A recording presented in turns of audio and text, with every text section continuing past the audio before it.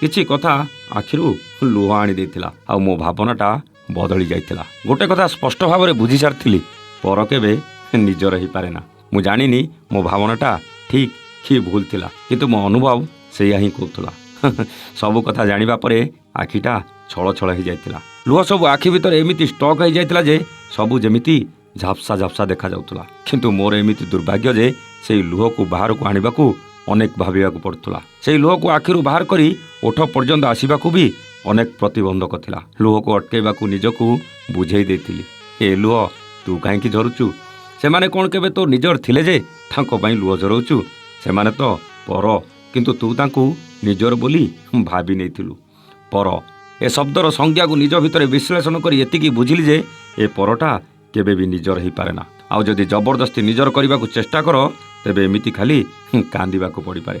ଏକଥା କହିକି ଲାଭ କ'ଣ ଥିଲା? ତାଙ୍କୁ ନିଜର ବୋଲି ଭାବିବା ତ ମୋର ଭୁଲ ଥିଲା। ମୋ ଭଲ ପାଇବା ଆଗରେ ତାଙ୍କ ପାଖରେ ଦିନେ ମୋତେ ହାରିବାକୁ ପଡ଼ିବ, ଏକଥା ମୋ ସ୍ୱପ୍ନ ଆଉ ମୋ ଭାବନା ବାହାରେ ଥିଲା। ଅବଶ୍ୟ ଯାହା କରିଛନ୍ତି ଭଲ କରିଛନ୍ତି। ଆମ ସମ୍ପର୍କ ଭିତରେ ଅନେକ ଝଡ଼, ଅନେକ ପ୍ରତିବନ୍ଧକ, ଅନେକ ଘାତ, ଅନେକ ପ୍ରତିଘାତ ଭିତରେ ଆଗକୁ ଏ ସମ୍ପର୍କଟା ତିଷ୍ଠିବ କି ନାହିଁ ସେ କଥା ଜମା ବି ଜଣା ନଥିଲା। ଏ ସମ୍ପର୍କକୁ ଭାଙ୍ଗିବାକୁ ତ ଅନେକ ଲୋକ ଚେଷ୍ଟା କରୁଥିଲେ, ହେଲେ କିଛି ଏମିତି କଥା ତାଙ୍କ ନିଜ ଆଡ଼ୁ କରୁଥିଲେ ଯେଉଁ କଥା ପ୍ରମାଣ କରିଦେଉଥିଲା ସେମାନେ ବୋଧେ ନିଜେ ଆମକୁ ଦୂରେଇ ଦେବାକୁ ଚାହୁଁଥିଲେ। ନିଜର ବୋଲି ଭାବି ହୃଦୟରୁ ଦିଆଯାଇଥିବା ଜିନିଷଟା ଯେତେବେଳେ ସେ ମଣିଷଟା ଫେରେଇ ଦିଏ, ସେତେବେଳେ ଆପଣ ସେ ମଣିଷକୁ କ'ଣ କହିବେ? ନିଜର କହିବେ ନା ପର କହିବେ? ସେ କ'ଣ ସତରେ ସମ୍ପର୍କକୁ ସୁଦୃଢ଼ କରିବାକୁ ଚାହୁଁଛନ୍ତି, ନା ଦେଇଥିବା ଜିନିଷକୁ ଫେରେଇ ଦେଇ ଇନଡାଇରେକ୍ଟ ଆମଠୁ ଦୂରେଇ ଯାଉ ବୋଲି କହୁଛନ୍ତି? ବୋଧହୁଏ ସେମାନଙ୍କୁ ବୁଝିବାରେ ମୋର କେଉଁଠି ଭୁଲ ହେଇଗଲା। ସେମାନେ ମୋର ବୋଲି ଭାବିବାଟା ଭୁଲ ଥିଲା। କିଛି ଘଟଣା, କିଛି ଭୁଲ ବୁଝାମଣା ଅନେକ ଦିନ ଧରି ଆମ ସମ୍ପର୍କକୁ ଦୂରେଇ ରଖିଥିଲା। କିଛି ଆଶା, କିଛି ବିଶ୍ୱାସ, କିଛି ସମ୍ଭାବନା ପୁଣି ଥରେ ସମ୍ପର୍କ ଯୋଡ଼ି ସବୁକିଛି ଭୁଲ ପ୍ରମାଣିତ କରିବାକୁ ଯାଉଥିଲା ବେଳେ ତାଙ୍କର ଏମିତି ବ୍ୟବହାର ବୋଧହୁଏ ପୁଣି ଥରେ ଆମକୁ ଦୂରେଇ ଦେବାକୁ ଇଣ୍ଡିକେଟ୍ କରୁଥିଲା। ବାସ୍ ସେତିକି ହିଣ୍ଟସ୍ ମୋ ପାଇଁ କାଫି ଥିଲା ତାଙ୍କଠୁ ଦୂରେଇ ଯିବାକୁ। ସବୁ ଭାବନା କ୍ଷଣିକ ଭିତରେ ମାଟିରେ ମିଶି ଯାଇଥିଲା। ବାସ୍ ଏତିକି ତ ଜାଣିବାର ଥିଲା, ସମ୍ପର୍କ ରଖିବାକୁ ଚାହୁଁଛନ୍ତି କି ନାହିଁ। ଆଉ ତାଙ୍କର ଏତିକି କଥା ସବୁ ସମ୍ପର୍କର ପୂର୍ଣ୍ଣଚ୍ଛେଦ ପକାଇ ଦେଇଥିଲା।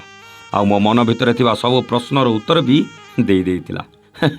ଯାହା ହେଇଛି ଠିକ୍ ହେଇଛି, ଆଉ ଯାହା ହେବ ନିଶ୍ଚିତ ଠିକ୍ ହେବ, କାହିଁକିନା ମୁଁ ଠିକ୍ରେ ଥିଲି ଆଉ ଆଜି ବି ଠିକ୍ରେ ଅଛି। ଟିକିଏ କଷ୍ଟ ଲାଗିଲା, ହେଲେ ସେଇ କଷ୍ଟ 2 ବର୍ଷ ତଳର ସେ କଷ୍ଟଠୁ ଅନେକ କମ୍ ଥିଲା। 2 ବର୍ଷ ତଳର ସେଦିନକୁ ମୁଁ କେବେ ବି ଭୁଲି ପାରିବିନି, ଯେଉଁଦିନ ମୋତେ ମିଛ ବଦନାମ କରି କରି ମୋଠୁ କାହାକୁ ଦୂରେଇ ଦିଆଯାଇଥିଲା। ଅବଶ୍ୟ ସେ ବି ମୋର ପର ଥିଲା, କିନ୍ତୁ ସେଇ ପର ମଣିଷକୁ ଟିକେ ଅଧିକ ନିଜର ଭାବି ଦେଇଥିଲି, କାହିଁକିନା ସେ ପର ମଣିଷଟା ମୋ ନିଜର ମଣିଷର ବହୁତ ଖାସ୍ ଥିଲା। ସେ ଗଲା ପରେ ମୋର ବହୁତ କ୍ଷତି ହେଇଥିଲା। ଆଜି ବି ସେ କ୍ଷତି ଭରଣା କରିବା ସମ୍ଭବ ହେଉନଥିଲା। କେତେ ବଦନାମ, କେତେ କଷ୍ଟ, କେତେ ଯନ୍ତ୍ରଣା। ତାରି ଭିତରେ ଯେଉଁ ପର ଲୋକଟାକୁ ନିଜର କରିଥିଲି, ସେହି ପରଲୋକଟା ମୋତେ ବଦନାମରୁ ବଞ୍ଚାଇବାକୁ ଯାଇ ଶେଷରେ ମୋତେ ହିଁ ସବୁଥିରୁ ବ୍ଲକ୍ କରିଦେଇଥିଲା। ମୁଁ ସବୁ କ୍ଷତି ସହି ଚାଲିଥିଲି, ପୁଣି ଥରେ ନିଜକୁ ସେଇ ଜାଗାରେ ପହଞ୍ଚାଇବାକୁ ସଂଘର୍ଷ କରି ଚାଲିଥିଲି। ହେଲେ ଚକ୍ରାନ୍ତ କରି ମୋଠୁ ଦୂରେଇ ଦେଇଥିବା ମଣିଷଟା ବିନା ସେଇଟା ସମ୍ଭବ ହେଉନଥିଲା, କାହିଁକିନା ତା ବିନା ମୋ ଅଫିସ୍ ଯେମିତି ପଙ୍ଗୁ ହୋଇଯାଇଥିଲା। ତା ଅନୁପସ୍ଥିତିରେ ବି ସବୁକିଛି ବୁଝିବାକୁ, ଜାଣିବାକୁ ଅନେକ ସମୟ ଲାଗିଯାଇଥିଲା। ସେତେବେଳକୁ ସବୁକିଛି ସରିଯାଇଥିଲା। ପୁଣି ଥରେ ନୂଆ କରି ଆରମ୍ଭ କରିବାକୁ ପଡ଼ିଥିଲା। ଆଉ କାହା ଉପରେ ଭରସା ନଥିଲା, ନିଜକୁ ସେଥିରେ ସାମିଲ କରିବାକୁ ପଡ଼ିଲା। ଏଥିରୁ ଗୋଟେ ଶିକ୍ଷା ତ ପାଇଯାଇଥିଲି, କେବେ କାହା ଉପରେ ସମ୍ପୂର୍ଣ୍ଣ ଭରସା କରିବା ପୁରା ଭୁଲ ଥିଲା। ଯେତେ ନିଜର ଲୋକ ରଖିଲେ ବି କମ୍ ସେ କମ୍ ନିଜ କାମରେ ନିଜର ଅଭିଜ୍ଞତା ରହିବା ନିହାତି ଦରକାର ଥିଲା। ମୁଁ ସ୍ୱପ୍ନରେ ବି ଭାବିନଥିଲି ଯେ ସେ ଏମିତି ଭାବରେ ଯିବ ବୋଲି, ଆଉ ମୋ ସହ ସବୁ ସମ୍ପର୍କ କାଟିଦେବ ବୋଲି, ଆଉ ମୋତେ ବ୍ଲକ୍ ବି କରିଦେବ ବୋଲି। ଯଦିଓ ଏସବୁ ତା ନିଜ ଇଚ୍ଛାରେ ହେଉନଥିଲା, କିନ୍ତୁ ଯିଏ କରୁ ଯେମିତି କରୁ କ୍ଷତି ତ ମୋର ହେଉଥିଲା ନା। ଅନେକ ଦିନ ଲାଗିଥିଲା ସବୁକିଛି ଠିକ୍ କରିବାକୁ। ଓଃ କି କଷ୍ଟ, କି ଦୁଃଖ। ଅନେକ କାନ୍ଦିଛି, ରାତି ରାତି ଅନିଦ୍ରା ବି ହେଇଛି, ଏ ଆଖିରୁ କେତେ ଲୁହ ବି ଗଡ଼େଇଛି। ହେଲେ ତାରି ଭିତରେ ସଂଗ୍ରାମ ଜାରି ରଖିବା କେବେ ବି ଛାଡ଼ି ନଥିଲି। ଆଉ ଆଜି କ'ଣ ଗୋଟେ ଫେରେଇ ଦେଲା ବୋଲି ମନ ଦୁଃଖ କରିବି? କ'ଣ ପାଇଁ? ସେ ମୋର କିଏ କି? ତାପରେ ମୁଁ ତ ତାକୁ ଦେଇନି, କି ସେ ତ ମୋତେ ଫେରେଇନି। ମୁଁ କାହିଁ ମନ ଦୁଃଖ କରିବି? ତାକୁ ଯେ ଦେଇଥିଲା, ସେ ଯାହାକୁ ଫେରେଇଲା ସେ ବୁଝିବ।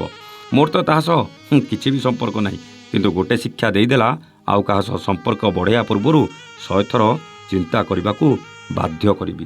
ସେଥିପାଇଁ ଆଜିଠୁ ନିଜକୁ ସେଇମାନଙ୍କଠୁ ଅନେକ ଦୂରକୁ ନେଇଯିବାକୁ ନିଷ୍ପତ୍ତି ନେଇଛି। କ'ଣ ଭୁଲ ନିଷ୍ପତ୍ତି ନେଇଛି କି ଆଜ୍ଞା? କମେଣ୍ଟ କରି ନିଶ୍ଚୟ ଜଣାଇବେ। ଆଉ ହୃଦୟର ଏ ଅନାବନା କଥା କେମିତି ଲାଗିଲା ଜଣାଇବାକୁ ଜମା ହିଁ ଭୁଲିବେନି। ରହୁଛୁ, ନମସ୍ତେ, ଜୟ ଜଗନ୍ନାଥ।